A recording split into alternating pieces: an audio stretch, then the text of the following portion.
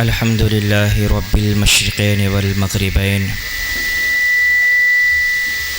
والصلاة والسلام على من قال حسين مني وأنا من الحسين، وعلى آله وأصحابه في الدارين.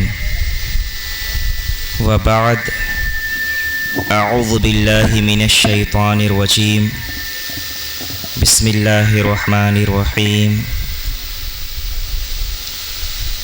وَلَنَبْلُوَنَّكُمْ بِشَيْءٍ مِّنَ الْخَوْفِ وَالْجُوعِ وَنَقْصٍ مِّنَ الْأَمْوَالِ وَالْأَنفُسِ وَالثَّمَرَاتِ وَبَشِّرِ الصَّابِرِينَ الَّذِينَ إِذَا أَصَابَتْهُم مُّصِيبَةٌ قَالُوا إِنَّا لِلَّهِ وَإِنَّا إِلَيْهِ رَاجِعُونَ.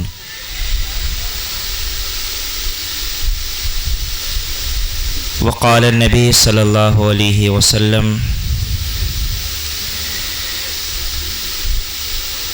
من حسن الاسلام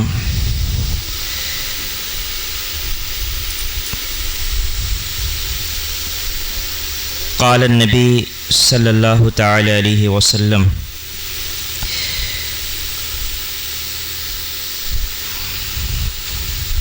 من حسن اسلام المرء ترکہ ما لا یعنیہ. آمنت باللہ صدق اللہ العظیم وصدق رسولہ النبی الکریم. ان اللہ وملائکتہ یصلون علی النبی یا ایہا الذین آمنوا صلوا علیہ وسلموا تسلیما. اللہم صلی علی سیدنا و شفیعنا مولانا محمد النبی الامی وعلی صلی اللہ تعالی علیہ وسلم. صلاۃ و سلام علیک یا سیدی یا رسول اللہ. اللہ رب العزت کی تحمید و تقدیس، نبی اکرم رسول محتشم سرور آدم و بنی آدم سرنشین مہوشاں تتمہ دوراں سرخیل زہرا جمالاں نور ذات لم یزل جلوہ صبح یزل باعث تکوین عالم فخر آدم و بنی آدم حضور احمد مجتبیٰ محمد مصطفیٰ ارواحنا فدا صلی اللہ علیہ وسلم کی بارگاہ میں ہدیہ درود شریف پیش کر لینے کے بعد انتہائی احترام و عقیدت کے لائق تمام حاضرین، السلام علیکم ورحمۃ اللہ وبرکاتہ. عزیزان محترم، اس پروگرام کی آخری کڑی کے اعتبار سے میں آپ کے سامنے حاضر ہوں. انشاءاللہ کچھ باتیں کربلا کے پیغام کے تعلق سے آپ کے گوشے گزار کروں گا، اور امام حسین رضی اللہ تعالی عنہ کے تعلق سے کچھ باتیں آپ کے گوشے گزار کروں گا. اللہ تعالی مجھے آپ سب کو حق قبول کرنے کی توفیق عطا فرمائے. امام عالی مقام امام حسین رضی اللہ تعالی عنہ کی بارگاہ میں خراج عقیدت پیش کرتے ہوئے شاعر نے کہا تھا: حسین ایک دل نشیں کہانی، حسین ایک دل نشیں کہانی، حسین زہرا علی کا جانی، اور حسین دستور حق کا بانی، حسین عباس کا سراپا، حسین اکبر کی نوجوانی، حسین قاسم کی کم نمائی، حسین اصغر کی بے زبانی، حسین دجلہ کا خشک ساحل، حسین صحرا کی بے کرانی، حسین سجدوں کی سرزمی ہے، حسین سجدوں کی سرزمی ہے، حسین ذہنوں کا آسماں ہے، اٹھا رہا ہے جو لاش اکبر، حسین بوڑھا نہیں جواں ہیں. عزیزان محترم، یہ کافی طویل شعر ہے. اس پورے کلام کے اندر شاعر نے بڑے اچھوتے انداز میں امام حسین رضی اللہ تعالی عنہ کے زندگی کے ایک بڑے خاص کوسے کو پیش کیا ہے. شاعر کہتا ہے کہ حسین ایمان کی جستجو ہے، حسین یزداں کی آبرو ہے، حسین تنہا تھا کربلا میں، حسین کا ذکر چار سو ہے، فرات کی نبض رک گئی ہے، حسین مصروف گفتگو ہے اور فرات کی نبض رک گئی ہے، حسین مصروف گفتگو ہے، جہاں گلابوں سے بھر گیا ہے، حسین شاید لہو لہو ہے، اور صحابہ کی انجمن سے پوچھو، صحابہ کی انجمن سے پوچھو، حسین پیغمبر کا ہو بہو ہے۔ اور ایک دوسرے مقام پر شاعر نے کہا تھا، متی نے دل سے پوچھا ہے بتا کہ کیا حسین ہے، تڑپ تڑپ کے بول اٹھا صدا صدا حسین ہے۔ متی نے دل سے پوچھا ہے بتا کہ کیا حسین ہے، دھڑک دھڑک کے بول اٹھا صدا صدا حسین ہے۔ یہ شان اہل بیت دیکھ سبھی کے سب حسین ہیں، یہ شان اہل بیت دیکھ سبھی کے سب حسین ہیں، کوئی نہیں حسین سا، حسین بس حسین ہے۔ اور کہتے ہیں کہ بشر سے چل بشیر تک، عمر سے چل عمیر تک، بڑے بڑے یہ کہہ گئے بہت بڑا حسین ہے، اور عجب لڑی ہے جنگ بھی حسین نے یزید سے، ہوئی اس سے بڑھ کے جیت کیا یزید تھا حسین ہے، ہوئی اس سے بڑھ کے جیت کیا یزید تھا حسین ہے۔ عزیزان محترم، یہ وقت اور مائک اور حالات کوئی بھی اس کنڈیشن میں نہیں ہے کہ بہت جذباتی انداز میں اور بڑے لچھے دار انداز میں آپ سے کوئی بات کہی جائے۔ کچھ دل کا درد ہے، کچھ باتیں ہیں جو میں چاہتا ہوں کہ آپ کے سامنے عرض کر دوں تاکہ وہ باتیں۔ ہاں بھائی صاحب، حضرت ادھر آئیے، تھوڑا سا ادھر بھی گفتگو کو سن لیجیے۔ درود شریف پڑھ لیجیے، اللہم صلی علی سیدنا مولانا محمد النبی الامی وعلی صلی اللہ تعالی علیہ وسلم، صلاۃ و سلام علیک یا سیدی یا رسول اللہ۔ عزیزان محترم، یقین جانیں میری ذہنیت بہت الگ ٹائپ کی ہے۔ میں لوگوں کے ذہن کو پڑھنا اللہ کا فضل ہے کہ بڑے اچھے سے آتا ہے۔ میں آپ کی طبیعت پر بہت دیر تک بوجھ نہیں بنوں گا، اور میں خود بھی جانتا ہوں، ایک درسگاہی انسان ہوں، جانتا ہوں کہ ایک استاذ کو طلبہ کتنی دیر تک برداشت کر سکتے ہیں۔ تو میں بس اپنی گفتگو کی جانب آنا چاہتا ہوں کہ امام حسین سیدنا امام عالی مقام رضی اللہ تعالی عنہ قرآن مقدس کی روشنی میں، احادیث شریفہ کی روشنی میں، اور اسلاف کرام کے اقوال کی روشنی میں امام حسین کی کیا عظمتیں ہیں، کیا رفعتیں ہیں۔ امام حسین رضی اللہ تعالی عنہ اس خانوادہ نبوت کے ایک فرد ہیں جس خانوادے کی اپنی شان یہ ہے کہ پوری روئے زمین کے اوپر اس خانوادے سے بہتر اور افضل کوئی خانوادہ نہیں ہے۔ بے شک، دو ٹوک میں نے بہت بڑی بات کہہ دی۔ پوری روئے زمین کے اوپر امام حسین رضی اللہ تعالی عنہ کے خانوادے سے بڑھ کر کے کوئی دوسرا خانوادہ نہیں ہے۔ حضرت امام حسین رضی اللہ تعالی عنہ کی کئی ایک شانوں میں سے ایک شان یہ بھی ہے کہ اللہ تعالیٰ نے قرآن مقدس کے اندر جن پاک نفوس کی محبت کو واجب قرار دیا ہے، ان پاک نفوس کے اندر ایک فرد سیدنا امام حسین رضی اللہ تعالیٰ عنہ بھی ہیں۔ قرآن مقدس کی آیت کریمہ ہے، قل لا اسألکم علیہ اجرا الا المودۃ فی القربى، اے نبی آپ فرما دیں کہ اللہ تبارک و تعالی اپنے محبوب کے ذریعہ یہ اعلان کروا رہا ہے کہ تبلیغ دین متین پہ جو محنتیں، مشقتیں، تکلیفیں برداشت کی گئی ہیں، ان محنتوں، تکلیفوں، مصیبتوں، آزمائشوں کے عوض تم سے کوئی بدلہ طلب نہیں کیا جاتا، تم سے بس مطالبہ یہ ہے کہ تم اہل بیت عظام سے محبت کرو۔ عزیزان محترم، ایک دوسری آیت کریمہ ہے، اللہ تبارک و تعالی قرآن مقدس میں ارشاد فرماتا ہے انہی اہل بیت اطہار کی عظمت کو بیان کرتے ہوئے، انما یرید اللہ لیذھب عنکم الرجس اہل البیت ویطہرکم تطہیرا، کہ یہ اہل بیت ہیں، اللہ تعالیٰ تو یہی چاہتا ہے۔ آپ سب جانتے ہیں کہ اللہ تعالیٰ کا چاہنا وہ ایسے ہی ہے کہ جیسے اللہ کسی چیز کو چاہتا ہے تو وہ چیز ہو جاتی ہے۔ اللہ تبارک و تعالیٰ کسی چیز کو وجود بخشنا چاہتا ہے تو اللہ تعالیٰ ارادہ فرماتا ہے، وہ ارادہ فرماتا ہے اور وہ چیز ہو جاتی ہے۔ یعنی اللہ نے چاہا کہ اہل بیت اطہار تمام رجس سے پاک و صاف ہو جائیں، خوب پاک و صاف ہو جائیں، تو بس اہل بیت اطہار پاک و صاف ہو گئے۔ عزیزان محترم، میں یہاں پر رک کر کے آپ کو ایک ذہن دینا چاہوں گا کہ آپ حضرات اکثر و بیشتر ہوتا یہ ہے کہ آج کے اس سوشل میڈیا والے زمانے کے اندر جب ہر بندے کے ہاتھ میں ایک ڈگڈگی ہے اور ہر بندہ روزانہ اپنے اسٹیٹس اور اسٹوری کے اوپر کوئی نہ کوئی ویڈیو لگانا چاہتا ہے، کوئی نہ کوئی آڈیو لگانا چاہتا ہے اور اپنا تعارف اور اپنی پہچان لوگوں کے درمیان کروانا چاہتا ہے، اے میرے جوانوں، اس دور کے اندر خدا کے واسطے اپنے اسٹیٹس اور اسٹوری کا خاص طور پر دھیان رکھو، خیال رکھو۔ یہ اسٹیٹس جس کا سیدھا سادہ ترجمہ یہ ہے کہ بندے کی اپنی پہچان، بندے کی اپنی شناخت۔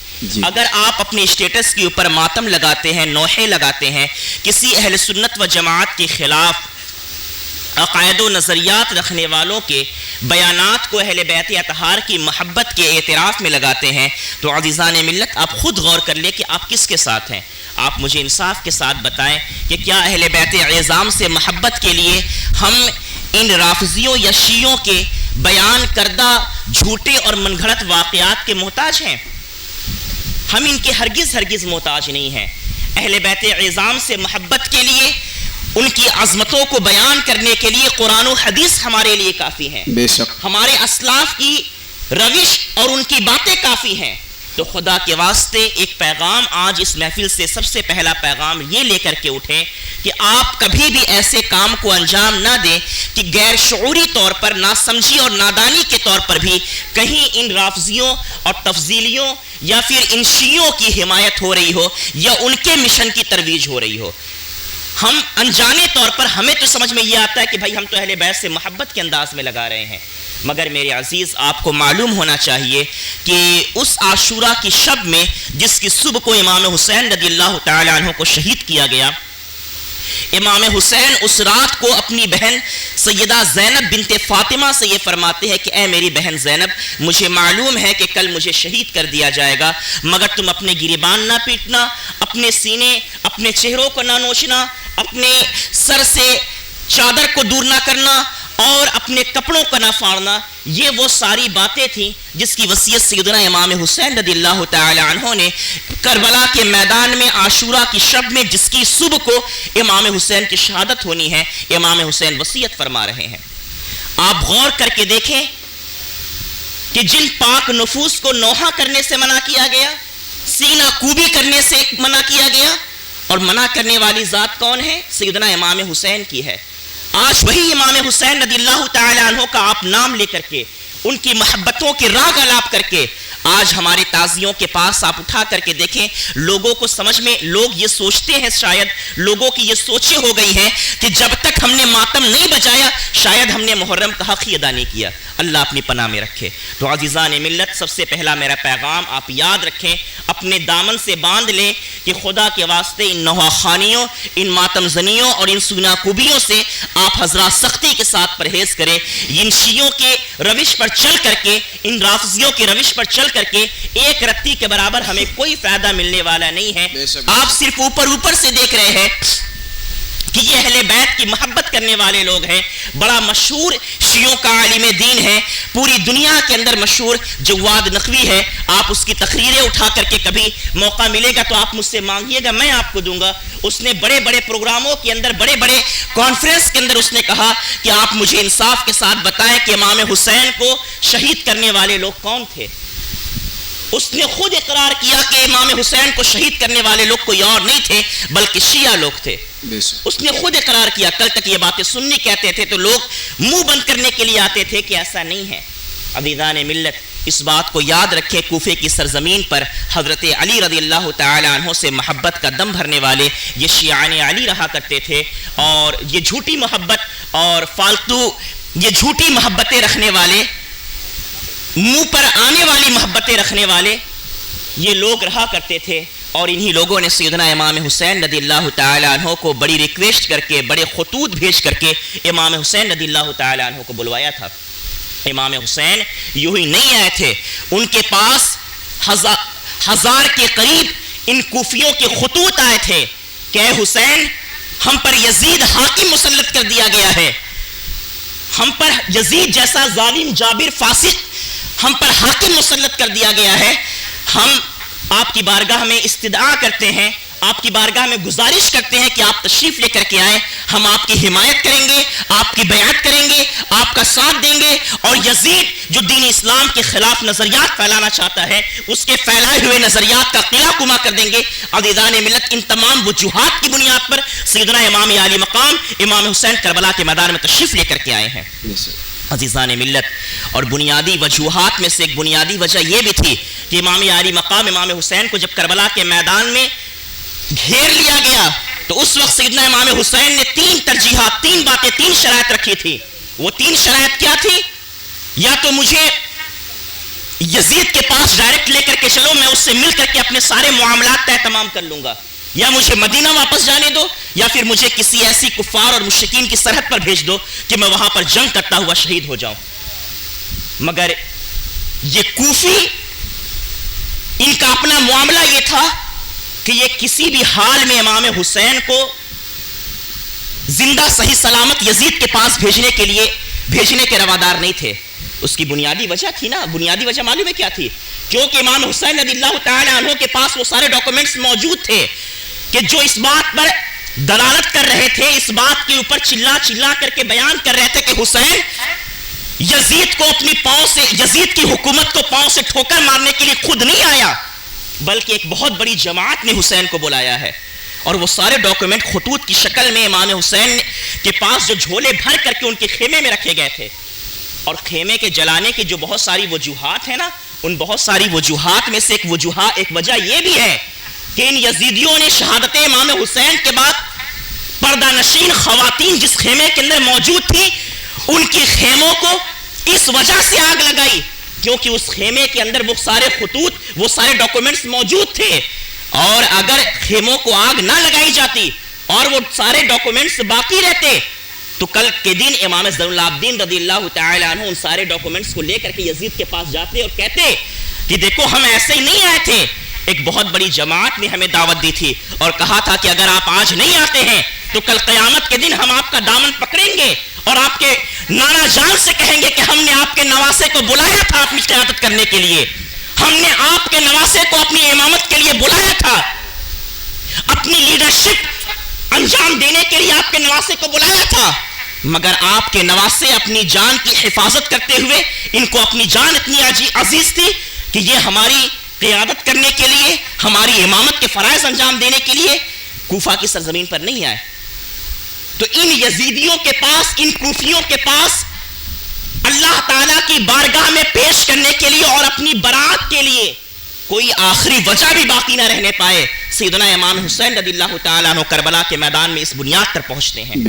عزیزان ملت، کبھی آپ غور کر کے دیکھیں کہ اللہ اکبر، کل کے دن سیدنا امام حسین رضی اللہ تعالیٰ عنہ یزید کے خلاف جو پہنچتے ہیں کربلا کے میدان میں، اور کل کے دن یزیدیوں نے اور کوفیوں نے سیدنا امام حسین رضی اللہ تعالیٰ عنہ کے ساتھ جس انداز میں غداریاں کی تھیں، آج کہنے کی چندہ ضرورت نہیں ہے، ہر بندہ اس بات سے واقف ہے۔ ہمارے مساجد کے امام ہیں، ہمارے علماء کرام ہیں کہ اللہ تبارک و تعالیٰ نے انہیں حق سمجھنے اور حق بیان کرنے کی صلاحیتیں دی ہیں۔ جب کبھی موقع پڑتا ہے اور اسلام کے خلاف بکواسیں کی جاتی ہیں، یہ علماء کرام کے دل، ان علماء کرام کے دل چھلنی ہوتے ہیں، سینوں پر چھریاں چلتی ہیں کہ کاش ہمارے پیچھے نماز پڑھنے والے یہ لوگ ہماری حمایت بھی کر رہے ہوتے تو ہم بھی میدان میں نکلتے اور حکومتوں کو بتاتے کہ تم جو اسلام کے اندر ترمیم کی باتیں کر رہے ہو، اسلام کے آئین کے اندر تبدیلی کی باتیں کر رہے ہو۔ ہم یہ خاموش بیٹھنے والے لوگ نہیں ہیں، ہمیں واقعی تکلیف ہو رہی ہے۔ عزیزان ملت، مگر ہمارے ساتھ مسئلہ یہ ہوتا ہے کہ ہم نماز تو امام صاحب کے پیچھے پڑھتے ہیں، مگر امام صاحب اپنی مرضی سے اگر 2 منٹ کے لیے بھی خطبہ زیادہ کر دے تو ہم سے برداشت نہیں ہوتا۔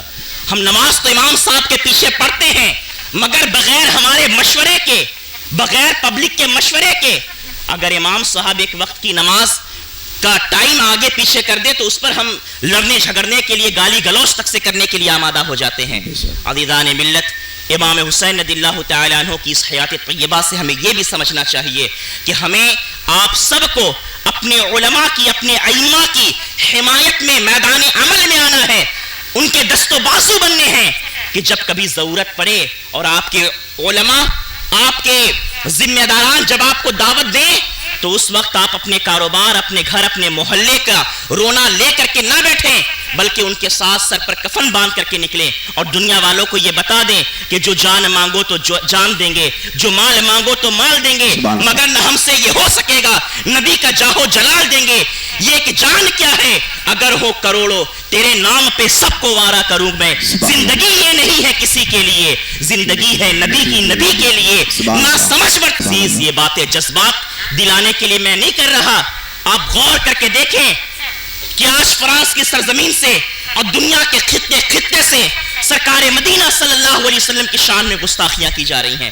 امام حسین کے تعلق سے میں بس یہاں پر پہلی بات جو میں نے کی اس پہلی بات کو یاد رکھیں، اور دوسری بات میں یہاں پر یہ کر رہا ہوں کہ امام حسین رضی اللہ تعالی عنہ یزید کو کیوں ناپسند کرتے تھے اور ہم یزید کو کیوں ناپسند کرتے ہیں۔ آپ سے اگر میں سوال کروں کہ آپ یزید کو کیوں ناپسند کرتے ہیں، ہم یزید سے نفرت کیوں کرتے ہیں، تو آپ کا کیا جواب ہوگا؟ بتائیں، آپ یزید سے نفرت کیوں کرتے ہیں؟ بولیے، کوئی دقت نہیں ہے بھائی، کیوں نفرت کرتے ہیں؟ اتنا تو جانتے ہوں گے نا، ہر سال تعزیہ اٹھاتے ہیں یا حسین کہتے ہیں، یزید مرد آباد کے نعرے لگاتے، اتنا تو جانتے ہوں گے، بولنا چاہیے آپ کو۔ بولیے کیا وجہ ہے یزید سے نفرت کرنے کی؟ ہم یزید سے نفرت کیوں کرتے ہیں؟ بولیے بھائی، کیوں کرتے ہیں؟ کسی کے منہ میں زبان ہے؟ کوئی بھی بتائے۔ یہ تو بس ایسے ہی ہوا کہ ایک ریڈیو ہم نے اپنا لگا دیا ہے، اب وہ بج رہا ہے، بس جب تک بج رہا ہے پھر اٹھے گا اپنے گھر چلا جائے گا۔ یہ ماحول اپنے معاشرے سے ختم کیجئے۔ یہ جلسے جلوس انٹرٹین کرنے کے لیے، وقت گزاری کے لیے نہیں ہے، یہ سیکھنے سکھانے کے لیے ہیں۔ کچھ باتیں آپ کو سمجھ میں آ رہی ہیں تو اچھی باتیں، نہیں آ رہی ہیں تو آپ علماء سے پوچھا کریں کہ حضرت یہ جو بات آپ کہہ رہے ہیں نہیں سمجھ میں آ رہی، سر کے اوپر سے چلی گئی، آپ بتائیے اس کی کیا تشریحات ہو سکتی ہیں۔ سوالات کیے جاتے تھے بھائی، ہر دور میں کیے گئے ہیں۔ تو آپ مجھے بتائیں پہلے کہ ہم یزید سے نفرت کیوں کرتے ہیں؟ اتنی بات نہیں معلوم آپ کو؟ یزید ناحق پہ تھا، اس وجہ سے نفرت کرتے ہیں۔ میری سمجھ کے مطابق یزید سے نفرت کرنے کی تمام امت مسلمہ کی ایک بنیادی وجہ یہ ہے کہ یزید امام حسین رضی اللہ تعالی عنہ کے قتل میں شامل تھا، اور یزید کے حکم اور اس کے ایما اور اس کے اشارے پر امام حسین اور ان کے رفقا کو شہید کیا گیا تھا۔ شاید میری بات درست ہے؟ یہی بنیادی وجہ ہے یزید کو ناپسند کرنے کی۔ یزید کو ناپسند کرنے کی ہماری اور آپ کی بنیادی جو ترجیحات ہیں، بنیادی جو وجوہات ہیں، وہ یہی ہیں کہ یزید امام حسین کا اور آپ کے رفقا کا قاتل ہے، جو بیٹھا ہوا تو شام کے اندر تھا، مگر اس قدر اس کی سازش مکمل اور اس کی سازش اس قدر پختہ تھی کہ کربلا کے اندر امام حسین رضی اللہ تعالی عنہ کو شہید کر دیا گیا۔ مگر کبھی غور کر کے دیکھیں کہ ہم یزید سے اس لیے نفرت کرتے ہیں کہ یزید امام حسین کا قاتل ہے، مگر آپ مجھے انصاف کے ساتھ بتائیں کہ امام حسین رضی اللہ تعالی عنہ یزید سے کیوں نفرت کرتے تھے، یزید کو کیوں ناپسند کرتے تھے؟ کبھی ان وجوہات پر آپ نے غور کیا ہے؟ عبیدان ملت، کبھی اس پر غور کر کے آپ دیکھیں کہ امام حسین یزید کو کیوں ناپسند کرتے تھے۔ امام حسین رضی اللہ تعالی عنہ یزید کو اس لیے ناپسند کرتے تھے کیونکہ یزید ظالم تھا، یزید فاسق تھا، یزید نمازیں چھوڑنے کا عادی تھا، یزید محرمات کے ساتھ نکاح کو جائز سمجھتا تھا۔ اللہ تعالی نے جن چیزوں کو حلال کیا ہے یزید اسے حرام کرنا چاہتا تھا، اور اللہ نے جن چیزوں کو حرام کیا ہے یزید اسے حلال کرنا چاہتا تھا۔ حلت و حرمت کے جو مسائل ہیں یزید اس میں تبدیلی کرنا چاہتا تھا۔ یزید کا کہنا معلوم ہے کیا تھا؟ یزید کہتا تھا، معاذ اللہ رب العالمین، سب پڑھنے معاذ اللہ، یزید کہتا تھا کہ یہ نبوت و رسالت تو بنو ہاشم کا ایک ڈھونگ تھا جن کو ان لوگوں نے بڑے زور کے ساتھ معاذ اللہ رچا تھا۔ آپ سمجھ رہے ہیں اس چیز کی گہرائی کو؟ آپ سمجھیں کہ یزید کیا کہتا تھا؟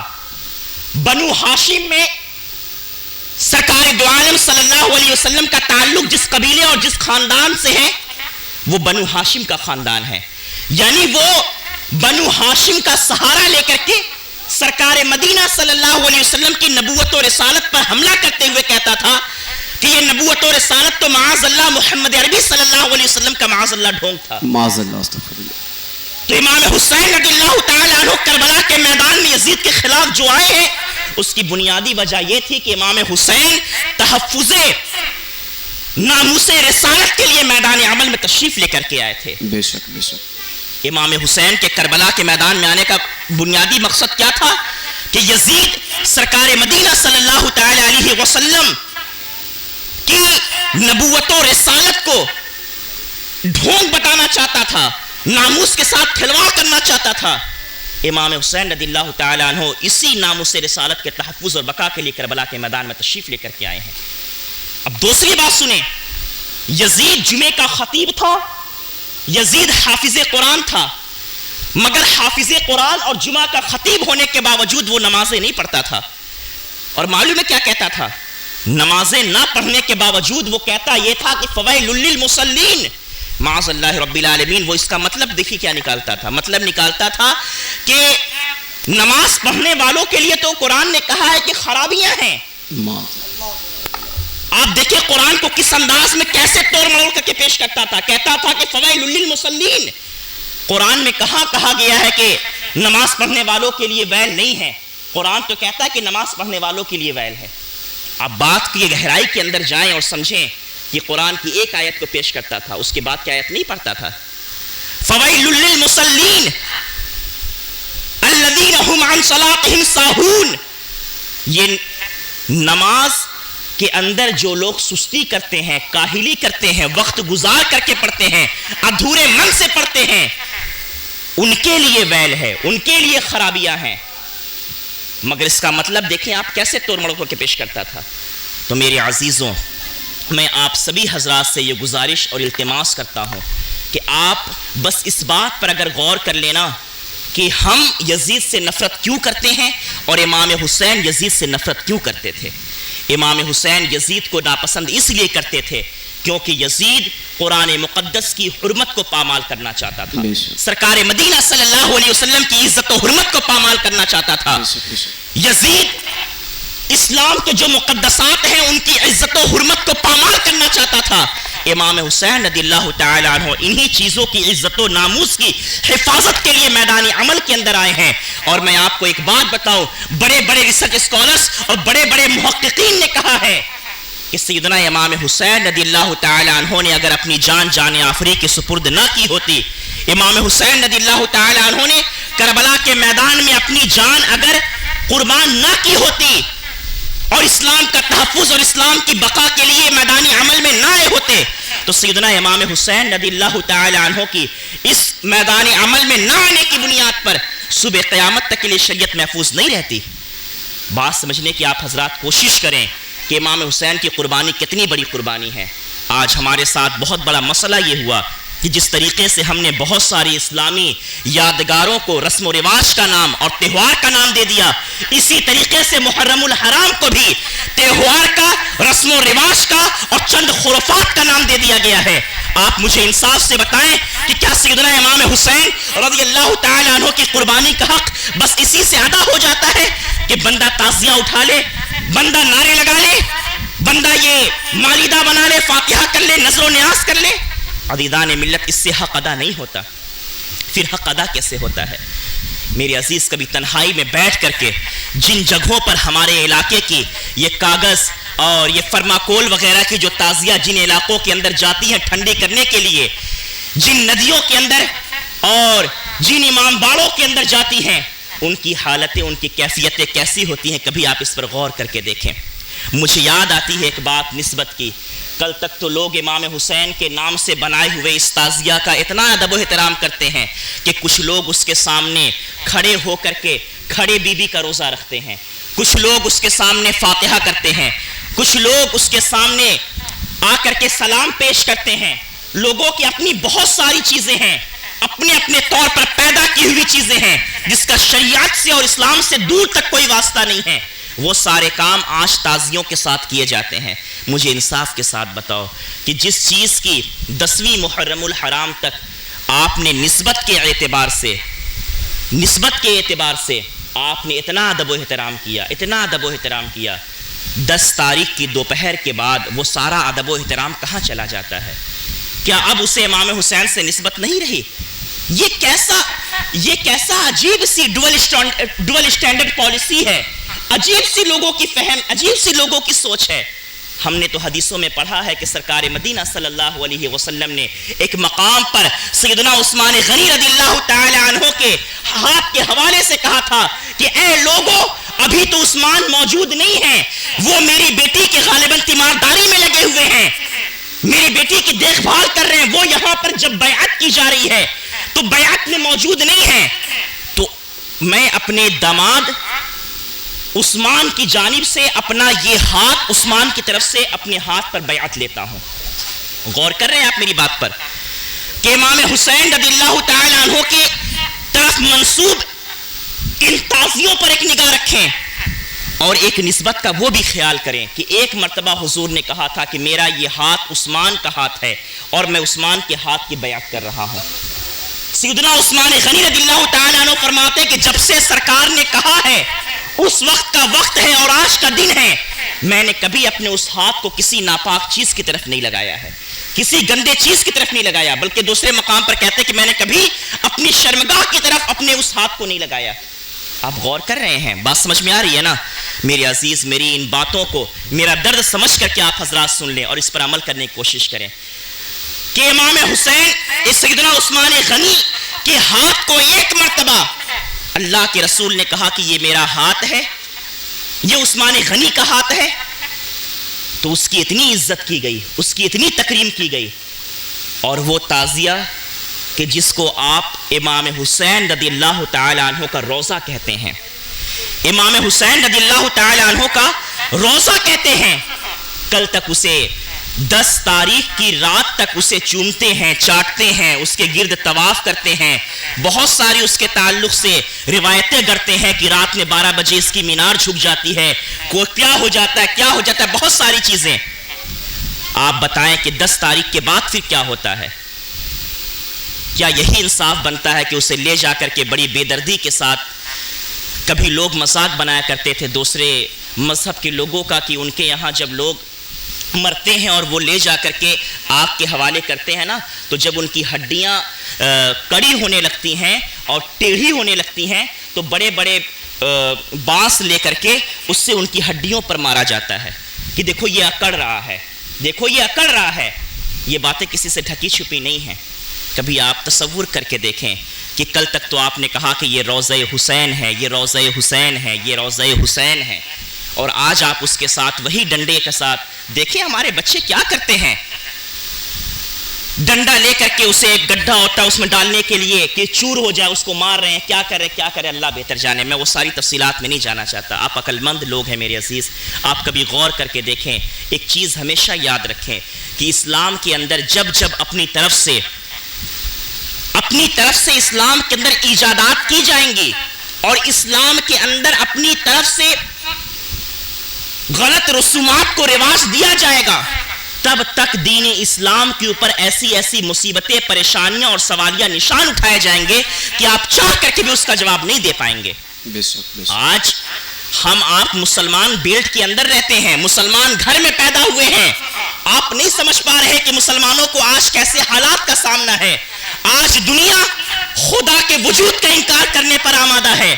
آج دنیا یہ کہہ رہی ہے کہ جس دین کے تحفظ کے لیے حسین نے اتنا سب کچھ کر دیا، وہ اللہ کہاں تھا؟ وہ اللہ امام حسین کو اس اللہ نے کیوں نہیں بچایا؟ ان کے 6 ماہ کے معصوم سے علی اصغر کو کیوں نہیں اس اللہ نے بچایا؟ آج یہ اعتراضات ملحدین کی طرف سے، ایتھسٹ کی طرف سے، دین کے غداروں کی طرف سے آج یہ اعتراض کیے جا رہے ہیں، اور یہ اعتراضات 1-2 باتوں تک محدود نہیں ہیں۔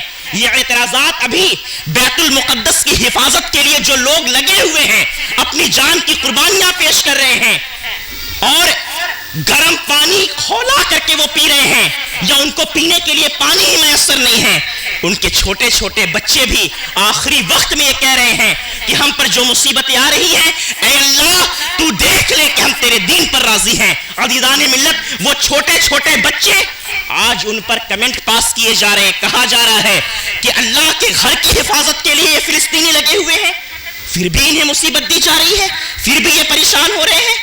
آپ مجھے بتائیں آپ کیا جواب دیں گے؟ ہے آپ کے پاس کوئی جواب؟ آپ نے کوئی عالم دین ایسا پیدا کیا ہے کہ جو جواب دے؟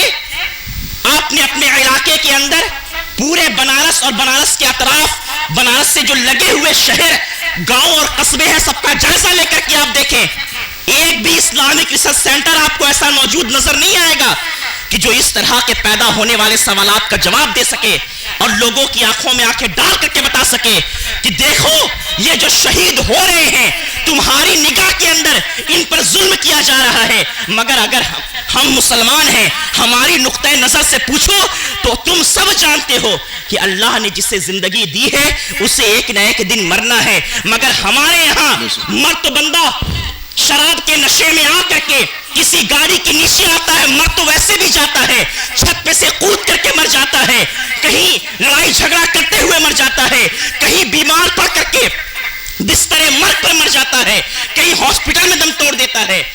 بندے کو زندگی دی گئی ہے، مرتا تو ضرور ہے، مگر ہمارے لیے حقیقی زندگی وہ ہوتی ہے کہ جو بندہ اللہ تعالیٰ کے دین کی حفاظت میں شہید ہو جاتا ہے تو پھر وہ مرتا نہیں ہے. ہمارے آپ کی نگاہ کے اندر اس کے ہاتھ بازو دست کٹے ہوتے ہیں، اس کے جسم سے خون بہ رہا ہوتا ہے، مگر دین اسلام کا اصول ہے، دین کی دینی کتاب اور مذہبی کتاب قرآن مقدس سے اعلان کر کے بتا رہی ہے وَلَا تَقُولُوا لِمَنْ يُقْتَلُ فِي سَبِيلِ اللَّهِ أَمْوَاتٌ بَلْ أَحْيَاءٌ وَلَكِنْ لَا تَشْعُرُونَ. تم کہہ رہے ہو کہ اس پر ظلم زیادتی ہو رہی ہے، ارے اسی لیے تو اللہ اپنی بارگاہ میں جنت کی اعلیٰ نعمتوں سے نوازنے کے لیے اس بندے کو اپنی بارگاہ میں بلا رہا ہے. عزیزان ملت، کہنے کی بات یہ ہے کہ آپ اگر ابھی سے ہوش کے ناخن نہیں لیں گے اور ایسے ہی ٹھمکے بازیاں اور ایسے ہی بس شاخیں پکڑ کر کے لٹکے ہوئے رہیں گے اور جڑ کا خیال نہیں کریں گے، اور ہمارے جلسے جلوس مشاعرے اور اس طرح کی جو محفلیں ہیں اگر ان کو بامقصد کامیاب اور بامانہ نہیں بنائیں گے تو پھر ہمارے بچے جوان دین کہاں سے سیکھیں گے؟ یہ جو دینی جلسے ہوتے ہیں نا، دین سیکھنے کا بہت بڑا ذریعہ ہوتے ہیں. بے شک بے شک. مگر ہمارے آپ کے ساتھ مسئلہ یہ ہے کہ اگر میں کسی ایسے عالم دین کو بلا دوں کہ جو پوائنٹ ٹو پوائنٹ گفتگو کرے اور آپ کو آپ کے کام کی باتیں بتائے تو شاید آپ اس کو اتنی ویلیو نہ دے جتنی ویلیو آپ اس کو دے کہ جس کی چرب زبانی ہو، چلا چلی ہو، جملے بازی ہو، شعر دہاڑتا ہو. جتنی ترجیحات اور جتنا آپ اس کو لائک کریں گے اس کو لائک نہیں کر پائیں گے. تو میرے عزیز، خدا کے واسطے آپ اس بات پر غور کریں کہ آپ کی ضروریات کیا ہیں، آپ کو کرنا کیا ہے.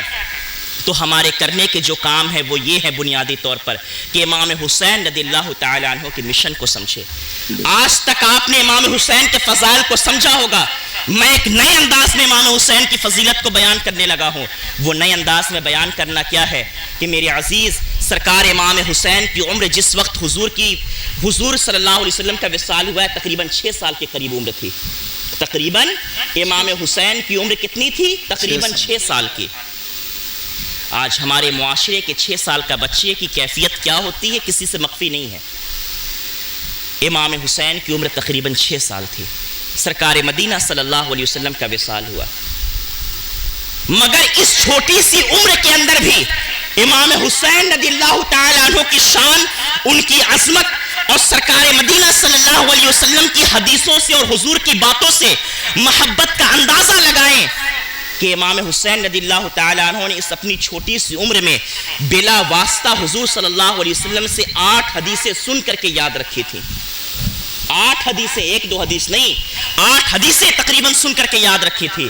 انہی احادیث میں سے ایک حدیث شریف یہ تھی کہ سیدنا امام حسین رضی اللہ تعالیٰ عنہ فرماتے ہیں کہ میرے والد مولا کائنات علی شیر خدا نے کہا کہ اللہ کے رسول صلی اللہ علیہ وسلم نے فرمایا ہے کہ انسان کی، ایک مسلمان کے دین کا حسن یہ ہے کہ ایک مسلمان ان تمام لا یعنی کاموں کو چھوڑ دے جن کا دین سے کوئی لینا دینا نہیں ہے، جن کا اسلام سے کوئی لینا دینا نہیں ہے. یعنی لا یعنی اور بے مقصد کاموں کو چھوڑ دینا یہ اسلام کا حسن ہے. تو میرے عزیزوں، اب ہم آپ امام حسین کے اس روایت کردہ حدیث شریف کی روشنی میں دیکھیں کہ ہماری زندگی کے اندر کون کون سے ایسے کام ہیں جو بے مقصد ہیں. جو بے مقصد کام ہو ان تمام کاموں کو چھوڑتے جائیں.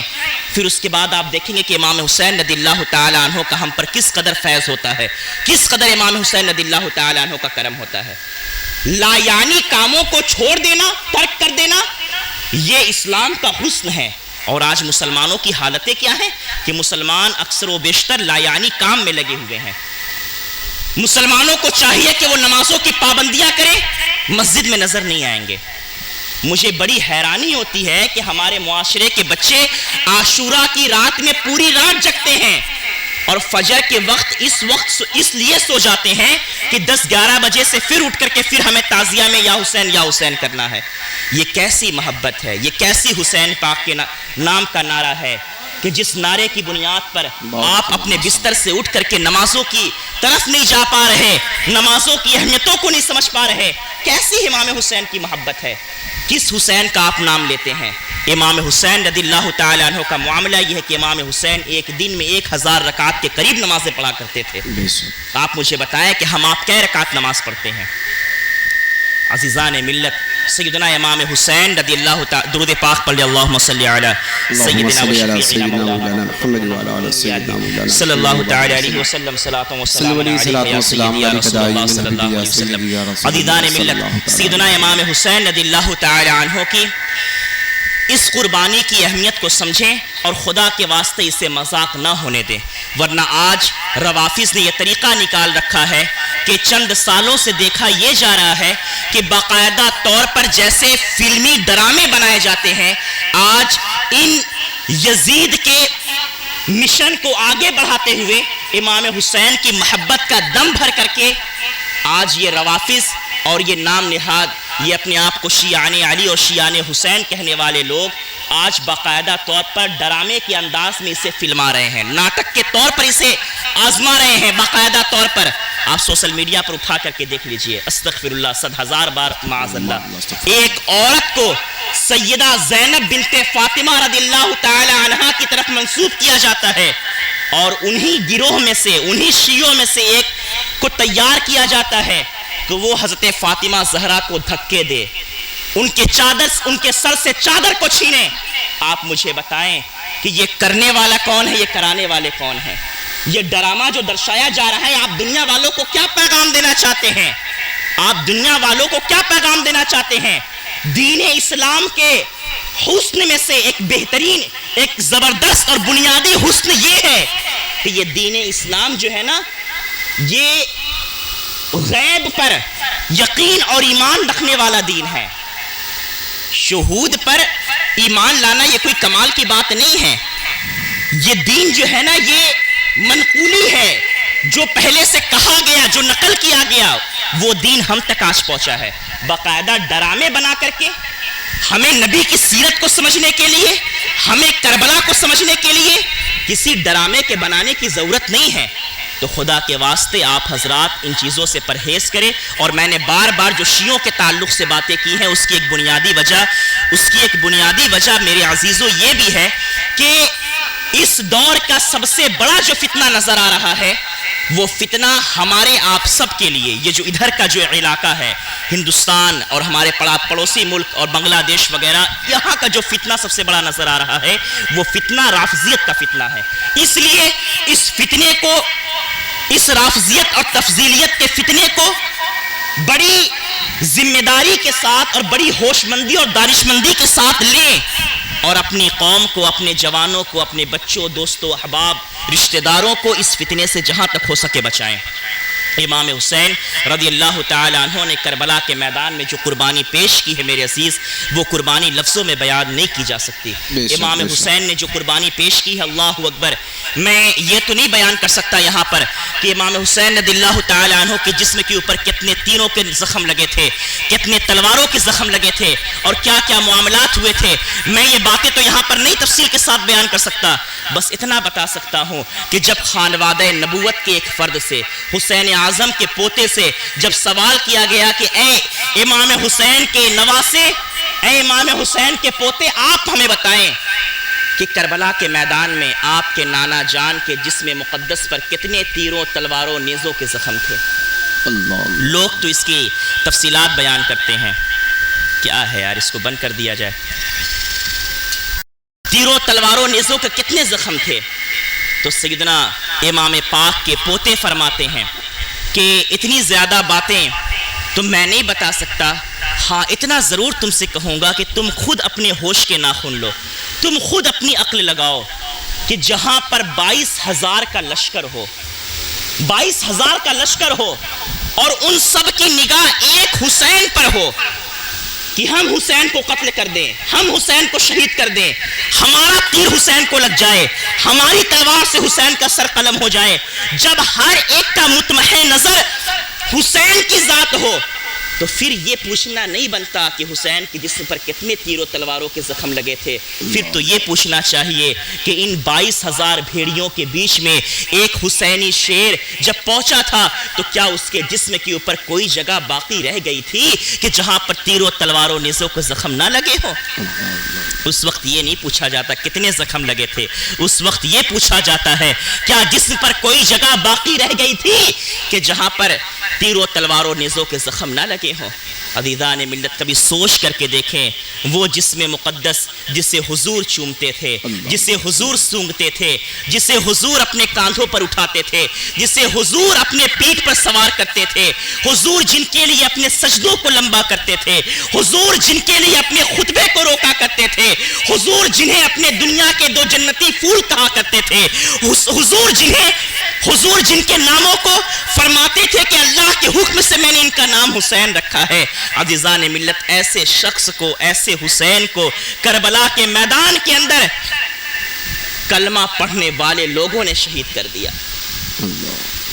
اور امام حسین رضی اللہ تعالیٰ عنہ کی پھر شان بھی آپ دیکھیں کہ اللہ اکبر, آج تو لوگ ایک پان کے چوپڑے پر اپنے ایمان اور عقیدے کا سمجھوتا کر لیتے ہیں, ایک چائے کی پیالی پر اپنے ایمان عقیدے کا سمجھوتا کر کے باطل کی ہاں میں ہاں ملا دیتے ہیں, کسی کے دسترخوان پر بیٹھ کر کے اس کی ہاں میں ہاں ملاتے ہوئے اپنے ایمان اور عقیدے سے ہاتھ دھو بیٹھتے ہیں.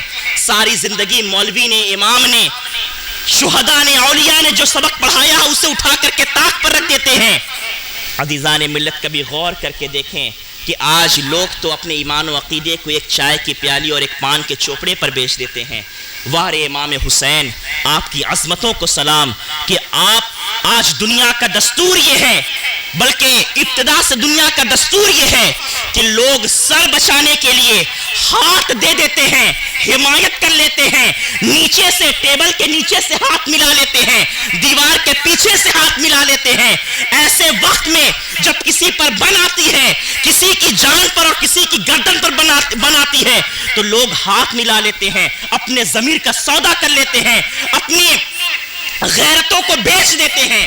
مگر وار حسین تیری عظمتوں کو سلام, ایسے وقت میں جب لوگ گردن بچانے کے لیے ہاتھوں کو بیچ دیتے ہیں, جھوٹی اور مکار اور باطل کی بیعت کر لیتے ہیں, حسین تیری عظمت کو سلام کہ تو نے ہاتھ تو نہیں ملایا مگر اپنے جان کا نذرانہ پیش کر دیا. سر دینا تو گوارا کیا مگر یزید کے ہاتھ میں ہاتھ دینا گوارا نہیں کیا. یہی تو وجہ ہے کہ معین الدین نامی اس عظیم شاعر نے کہا تھا کہ شاہ است حسین, بادشاہ است حسین, دی است حسین, دی پناہ است حسین, سرداد ناداد دست در دست یزید, حقا کی بنا لا الہ است حسین. حسین شاہ ہیں, حسین بادشاہ ہیں, حسین دین ہیں, حسین دین کی پناہ ہیں.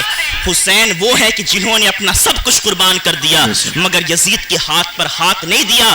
آپ دیکھیں کربلا کی تاریخ بتاتی ہے کہ امام حسین رضی اللہ تعالیٰ عنہ نے حق پر استقامت رکھتے ہوئے اور حق پر اپنے قدم کو جماتے ہوئے یزید کے خلاف جو آواز اٹھائی ہے, اللہ نے کیسے ان کی حفاظت کی کہ یزید کے دربار, ابن زیاد کے دربار میں, یزید کے دربار میں اور تمام گلیوں کے اندر, شام کے اندر, کوفے کے اندر امام حسین کا سر تو نظر آئے گا مگر امام حسین کا آپ کو ہاتھ کہیں نظر نہیں آئے گا.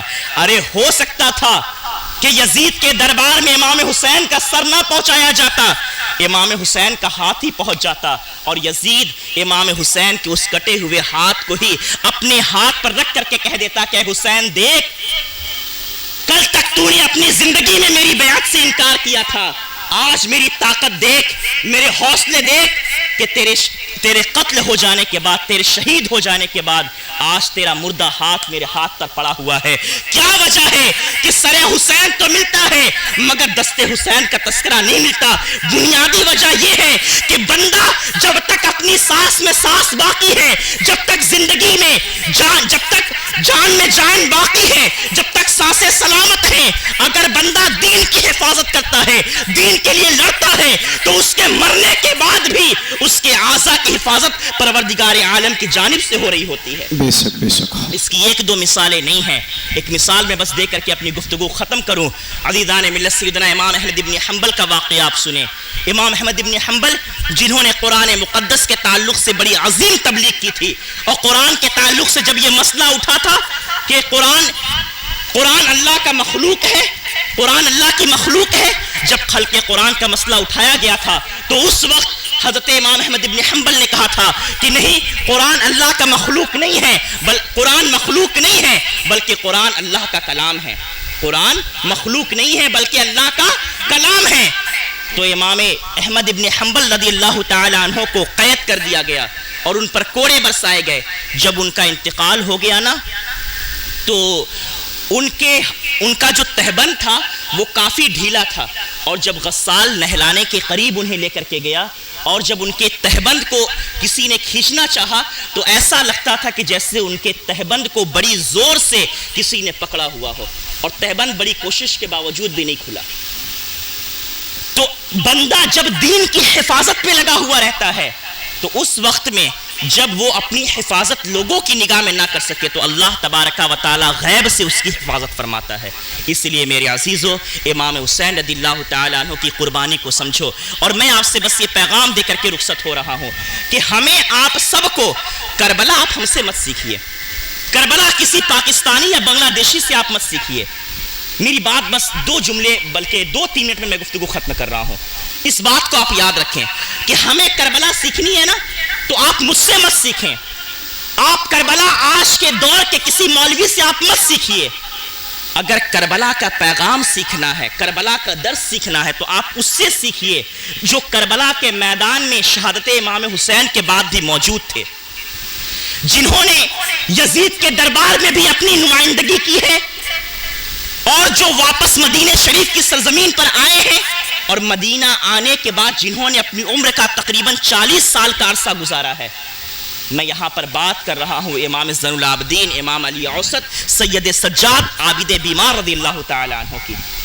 آپ ہم سے کربلا مت سیکھیے، ورنہ لوگ تو آج آپ کو کربلا سکھائیں گے تو کہیں گے کہ علم سدہ اٹھانے کا نام حسینیت ہے، ورنہ آج لوگ یہ کہیں گے کہ نعرے بازیاں کرنے کا نام حسینیت ہے، ورنہ آج لوگ یہ کہیں گے کہ یہ خود سے جلائی ہوئی آگ میں کودنے کا نام حسینیت ہے، ورنہ آج لوگ آپ کو یہ کہیں گے کہ بیڑیاں پہننے کا نام، زنجیر پہننے کا نام، ہتکڑیاں پہننے کا نام، یہ لوہے کے کڑے پہننے کا نام، یہ اونٹ پٹانگ بکنے کا نام حسینیت ہے. آج تو لوگ یہ کہنے لگیں گے. اگر آپ کو کربلا سیکھنا ہے تو آپ امام زین العابدین سے آ کر کے سیکھیں. اللہ اکبر، اللہ اکبر. امام زین العابدین جب کربلا کے میدان سے واپس آئے ہیں تو انہوں نے اپنی زندگی کیسے گزاری ہے. آپ فرماتے ہیں کہ جب بھی میرے سامنے ٹھنڈا پانی پیش کیا جاتا ہے تو مجھے کربلا والوں کی پیاس یاد آتی ہے. امام زین العابدین کی زندگی اٹھا کر کے دیکھیں کہ آپ نے کربلا سے واپس ہونے کے بعد اتنے سجدے کیے ہیں، اتنے سجدے کیے ہیں کہ آپ کی پیشانی پر گٹی جم جاتی تھی. جس طریقے سے پاؤں کے کنارے کھال موٹی ہو جاتی ہے، بار بار زمین سے رگڑنے کی بنیاد پر کھال موٹی ہو جاتی ہے، امام حسین رضی اللہ تعالی عنہ کی پیشانی کی خال اتنی موٹی ہو جاتی تھی کہ بعض مرتبہ اسے کھنجر سے اسے تراشنا پڑتا تھا، چاقو سے اس کے وہ جو موٹا حصہ ہو جاتا تھا اسے تراش کر کے نکالنا پڑتا تھا. تو جو کربلا میں موجود تھا، جس نے اپنی نگاہوں کے سامنے علی اصغر کی شہادت کو دیکھا تھا، جس نے اپنی نگاہوں کے سامنے جناب سکینہ کی پیاس کو دیکھا تھا، جس نے اپنی نگاہوں کے سامنے عباس کے کٹے ہوئے بازو کو دیکھا تھا، جس نے اپنی نگاہوں کے سامنے حضرت علی اکبر کی جوانی کو دیکھا تھا، جس نے کربلا کے میدان میں حسین اعظم کے جسم پر دوڑتے ہوئے گھوڑوں کو دیکھا تھا، جس نے اپنی نگاہوں کے سامنے خیمے میں لگتی ہوئی آگ کو دیکھا تھا، جس نے اپنی نگاہوں کے سامنے کوفہ کے اور دمشق کے بازاروں میں گھومتے ہوئے شہدائے کربلا کی لاشوں کو اور ان کے سروں کو نیزوں پر بلند ہوئے دیکھا تھا. ان کا تو معاملہ یہ تھا کہ انہوں نے سجدے میں زندگی گزاری, انہوں نے روزے رکھ کر کے زندگی گزاری. آج ہم آپ کربلا سے 1400 سال دور ہیں تو ہم نے حسینیت آگ میں کودنے کا نام رکھ لیا, ہم نے حسینیت بیڑیاں پہننے کا نام رکھ لیا, ہم نے حسینیت یہ کڑے اور یہ لوہے کے اوزار پہننے کا نام رکھ لیا. یقین جانے میرے عزیز, آج یہ سارے کام جو آج امام حسین کے نام پر کیے جا رہے ہیں, اس میں سے کوئی کام امام حسین نے نہیں کیا ہے. یہ سب کا سب کام یزید نے کیا ہے, یزیدیوں نے کیا ہے. آگے خیموں کے اندر امام حسین نے نہیں لگوائی تھی, حسینیوں نے نہیں لگوائی تھی, خیموں میں آگے یزیدیوں کی طرف سے لگوائی گئی تھی. آج جو راتوں میں آگ لگا کر کے یہ دلہ کودتا ہے نا, جسے فجر کی نماز پڑھنے کی توفیق نہیں ملتی, وہ مصلی بچھا کر کے آگ کے اوپر نماز پڑھتا نظر آتا ہے. تمہاری تو اسپیشل خاطرداری کل قیامت کے دن ہوگی, اتنا سمجھ لینا. یہ ڈھونگ رچاتے ہو, نماز ایسے پڑھی جاتی ہے جیسے تم نماز پڑھتے ہو کہ ایک مرتبہ بندہ سبحان اللہ نہ کہہ سکے. اور ابے بدتمیز, تمہیں آنکھ پر نماز پڑھنے کی ضرورت کیا ہے؟ مسجدیں سنسان ہے, ویران ہے, وہاں تمہیں نماز نہیں پڑھنی, تم آنکھ پر آ کر کے نماز پڑھ رہے ہیں. عزیزان ملت, یہ جتنے کام آج کیے جا رہے ہیں, یہ نیزے بلند کیے جا رہے ہیں, یہ آج جو بیڑیاں پہنائی جا رہی ہیں, یہ جو آج اپنے بچوں کو منت مان کر کے فقیر بنایا جا رہا ہے, اس میں سے کوئی کام امام حسین نے نہیں کیا ہے. یہ سب کا سب کام یزیدیوں نے کیا کروایا ہے. تو خدا کے واسطے آپ پہلے تمیز کرنا سیکھیں کہ یزیدیت کیا ہے, حسینیت کیا ہے. اپنے گھر کے اندر سادہ سا 2 پنا لگائیں, 2 پنا اپنے گھر کی دیوار پر چپکائیں. ایک طرف لکھے حسین اعظم کے کیے ہوئے کام, ایک طرف لکھے یزیدیوں کے کیے ہوئے کام. پھر اس کی فہرست بنائیں کہ امام حسین نے کیا کیا کیا ہے, ایک فہرست بنائیں کہ یزید نے کیا کیا کیا ہے. اب آپ مجھے بتائیں کہ آپ کو کیا کرنا ہے, امام حسین نے جو کیا ہے وہ کرنا ہے یا یزید نے جو کیا ہے وہ کرنا ہے؟ جب بات دین کی آتی ہے, جب بات شریعت کے تحفظ کی آتی ہے تو سب اپنے بل میں گھس جاتے ہیں, اور جب بات اسلام کا مذاق بنانے کی آتی ہے, کبھی تعزیہ اتنی اونچی بنائی جاتی ہے کہ وہ ہائی ٹینشن کے تار میں لگ کر کے کرنٹ اترتا ہے, سب کے سب تعزیہ کے پکڑے ہوئے لوگ مر جاتے ہیں. کہیں پر کسی کا ہاتھ چٹک رہا ہے, کہیں پر کسی کا پاؤں ٹوٹ رہا ہے. ارے بےہودے افراد, بےہودے لوگ, کیا تم یہی قربانیاں کبھی دین کے لیے آپ نے دی ہیں؟ آج دین پر ایک جانب سے تلوار, ایک جانب سے خطرہ نہیں ہے. کہیں اسلام کے اصول کو پامال کرنے کی بات کی جا رہی ہے, کہیں قرآن کی بے حرمتی کی جا رہی ہے, کہیں نبی کی شان میں گستاخی کی جا رہی ہے, کہیں صحابہ کی عزتوں کو اچھالا جا رہا ہے, کہیں ہمارے گھروں کی بچیوں کے سر سے پردہ چھیننے کی کوشش کی جا رہی ہے, کہیں پر ہماری بچیاں اسلام سے پھر کر کے شادی بیاہ میں ہونے والے بیجا رسومات کی بنیاد پر وقت پر شادیاں نہ ہونے کی وجہ سے اسلام سے پھرتی نظر آ رہی ہیں. تم نے کیا اقدامات کیے ہیں, تم نے کیا عمل کیے ہیں اسلام کے تحفظ کے لیے, اسلام کے بقا کے لیے, اسلام کی عظمتوں پر 4 چاند لگانے کے لیے تم نے کیا قربانیاں پیش کی ہیں؟ کبھی اپنے باطن میں بیٹھ کر کے اپنی غیرت سے سوال کرے کہ ہم نے کیا عمل انجام دیے ہیں. اور اگر کچھ نہیں کیا ہے نا, میری باتیں میرے عزیز دوبارہ آپ بلائیں نہ بلائیں, میری باتیں کان کھول کر کے سنیں کہ اگر ہم نے دین کی خاطر کچھ نہیں کیا ہے تو ہمیں کوئی حق نہیں پہنچتا کہ ہم دین کا مذاق بنائیں. عزیزان ملت, امام حسین کی قربانی کا خدا کے واسطے مذاق مت بناؤ. امام حسین کی قربانی بڑی عظیم ہے, بہت عظیم ہے, بہت عظیم ہے. اتنی عظیم ہے کہ قرآن کہتا ہے وَلَا تَقُولُوا لِمَن يُقْتَلُ فِي سَبِيلِ اللَّهِ أَمْوَاتٌ, کہ یہ جو اللہ کی راہ میں قتل ہو رہے ہیں نا, انہیں مردہ کہو مت. اور پھر تھوڑا آگے بڑھ کر کے قرآن کہتا ہے وَلَا تَحْسَبَنَّ الَّذِينَ قُتِلُوا فِي سَبِيلِ اللَّهِ أَمْوَاتٌ, اور جو اللہ کی راہ میں قتل ہو رہے ہیں, کہنا تو دور کی بات ہے, انہیں مردہ گمان بھی مت کرو. اللہ کی بارگاہ میں دعا ہے مولا تعالیٰ میرے ٹوٹے پھوٹے بے ترتیب چند جملوں کو اپنی بارگاہ میں قبول فرمائے, اور مجھے اور آپ سب کو نیک عمل کی توفیق عطا فرمائے. نمازیں پڑھنے, قرآن کی تلاوت کرنے اور دین پر ثابت قدم رہنے کی توفیق خیر سے نوازے. آمین. وما علیہ البلاغ. السلام علیکم.